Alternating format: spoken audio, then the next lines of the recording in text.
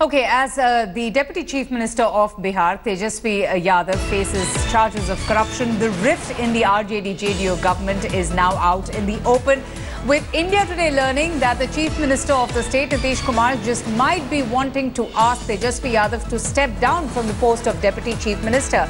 Lalu Yadav, in fact, had recently made it amply clear that neither him nor his son will resign. But India Today has learned that the RJD has cited Union Minister Uma Bharti as an example of an alleged tainted minister continuing in government. The BJP is willing to support Nitish Kumar, but the big question is whether Nitish Kumar will accept this support coming in from the BJP is something that still remains to be seen. लेकिन आखिर किस stand पे आप लोग ये खड़ा सवाल उतार रहे हैं? जब जेडीयू इस्तीफा की मांग कर दिया तो फिर इस्तीफा क्यों नहीं दे रहा? इस्तीफा दे देने से ये हमारे दल का मामला है और हमारा दल तय करेगा कि हमें क्या करना है। दूसरे के सलाह पर थोड़ी हमारा दल चलता है। हमारे नेता लालू प्रसाद यादव जी हैं और 80 विधायक हैं हमारे पास। जो हम चाहेंगे वही होगा। Ajay ji, you also must have seen the comments made by Ramchandra Purve and Bhai Birender. They are saying that they are a bigger party, they have 80 MLAs and they will do whatever they want. Look, these type of comments are definitely not indicate a good health for the Grand Alliance. These are disturbing comments. And those who are saying this must remember that the Grand Alliance MLAs comprises votes of all the three parties, not the single party. And what happened to the single parties? Please go back to 2010, we can also say that, but these type of comments must be refrained for. And as far as the Grand Alliance goes, the Grand Alliance image, the Grand Alliance presence is dominated by Nitish Kumar as its leader, and we are not here to take any inch of any kind of a perception that Grand Alliance has tainted people. So if any accusation has been made, an FIR has been made, we expect our partner to come out clean on that with every point rebuttal. The political answers may be different, but this answer has to be perfect. But the kind of threatening tone that Bhai Birender or Purve is using of 80 MLAs, will Nitish Kumar accept that? There is no question of accepting and there is no question of threatening, and we are not here to take any threats. For us, power is not important. The lust of power is not important. We are in power to serve people. We are not in power to earn something or to make our own interests go. And you have seen in the history says itself that we have not taken a single minute to leave power. So power is not important for us. For Nitish Kumar, power is not important.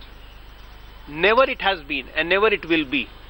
We will continue to trade on our own path, which has been decided by us for the last 25 years since the inception of our party. There is a possibility of he calling it a quit, also resigning from the government on the issue of corruption. He will not. Political decisions are taken at appropriate time and appropriate circumstances.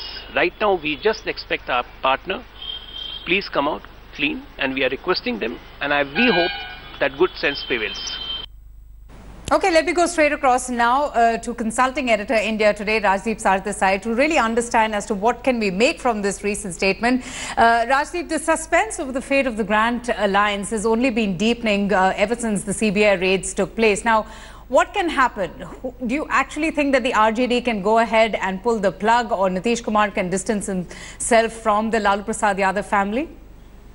Well, what appears very clear, Avantika, is that with every passing day, the alliance is becoming more and more untenable, or certainly Tejaswi Yadav's continuance in the as Deputy Chief Minister is becoming untenable. Sources close to Nitish Kumar are now telling India Today that the Chief Minister is very clear. If Tejaswi Yadav does not step down by Monday, then he will have no choice but to sack Tejaswi Yadav, a move that would clearly end at least the JDU-RJD alliance for now. The option which is being given is that the RJD accepts Tejaswi Yadav's resignation, gets him to resign, and the alliance continues at least for now. The argument being made by Nitish Kumar supporters is that Nitish has taken a strong line on specific issues of corruption, particularly of Benami properties. He brought in a Benami law himself in 2010, cannot now afford to have his Deputy Chief Minister so deeply caught up in a very serious case of alleged Benami transactions. So Nitish seems to be really pushing the RJD into a situation where they either pull the plug or the Congress and which is also an ally, convinces Lalu at least to sacrifice his son for now to allow the alliance to continue. Right. But it appears that the alliance is really on slippery ground now. But sir, I want to understand this from you. Nitish Kumar has maintained that he's never going to compromise, with his value systems, with his integrity when it comes to power. But he did get into an alliance with the RJD, with Lalu Prasad Yadav emerged as the kingmaker. When this grand alliance registered that fantastic, emphatic win. Can things change now? Will political compulsions prevent him from distancing himself from the RJD? What's at stake for Nitish Kumar as well?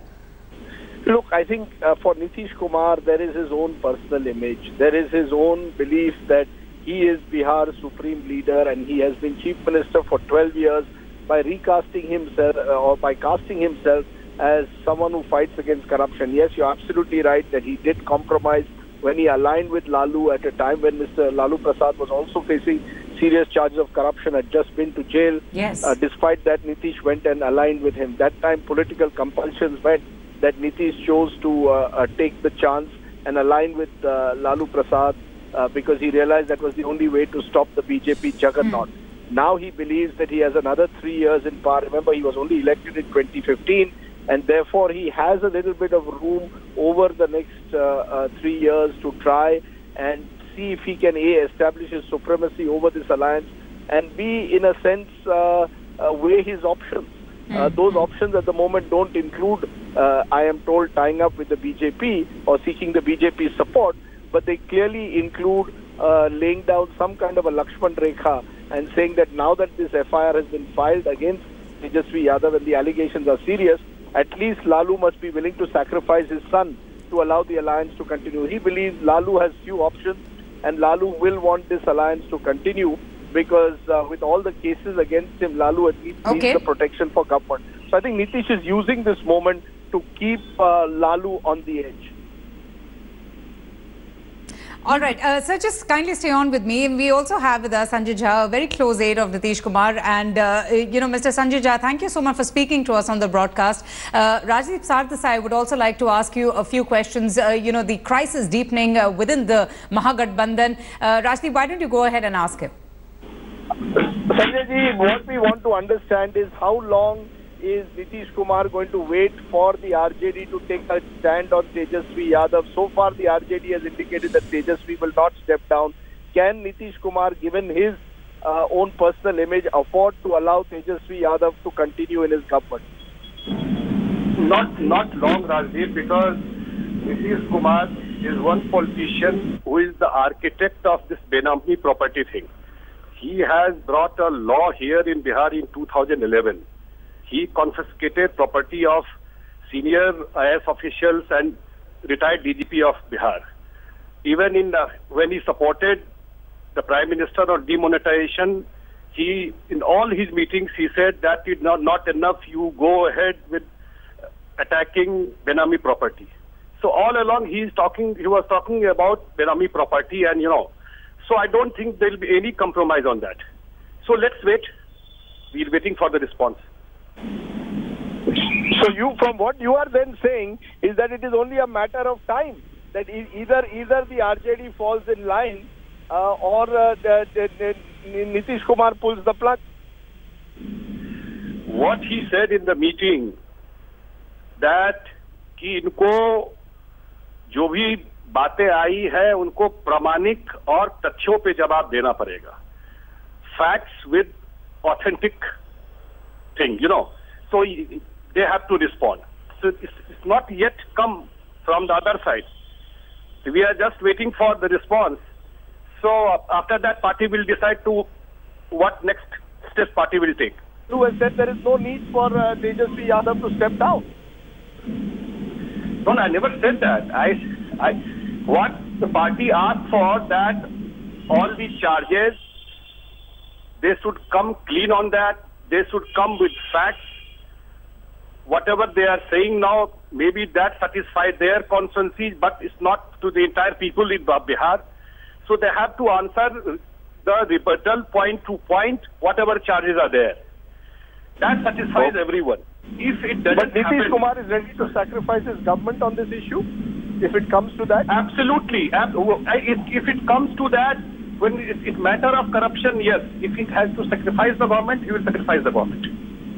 I think that is as clear as it gets, Avantika. You heard Sanjay Jha. Thank you very much, Mr. Jha. And I think the sense that one is therefore getting very clearly is No, but I want to understand from you, sir, Rajdeep sir, I want to understand from you, what seems to have changed all of a sudden? I mean, we saw that very warm embrace and hugs when they decided to get into an alliance. Now, all of a sudden, everybody is talking of their integrity, their value systems, and how, you know, they do not lust over power. What has changed? The cozying up to BJP? Because the BJP all of a sudden has been crying hoarse that Tejaswi should step down. Look, as I said, I think the sense Avantika one gets is that Nitish Kumar is playing for building his own personal image, not just in Bihar but beyond. He knows that his government has been in power only for less than 2 years now, so he actually has a full 5-year term. That gives sufficient time for him to, in a sense, keep the heat on Lalu, as well as build his own image as a fighter against corruption, which he believes could make him a potential Mahagadbandhan candidate against Narendra Modi in the 2019 general elections. The longer he prevaricates over the issue of Tejaswi, the more his image gets dented. And he believes that Lalu Prasad at this stage has no choice but to sacrifice his son if he wants the government to continue. And with 3 years still left for the Bihar government, Lalu will not want this government to come down. That's what he's banking on. So strengthen his own image, weaken Lalu, and at the same time look to see if he becomes, to see himself as possibly a potential prime ministerial opponent to Narendra Modi in the future. All right. Thank you so much. Rajdeep Sardesai there, getting us up to speed on the latest developments coming in on the Grand Alliance in Bihar. We'll just have to wait and watch the space.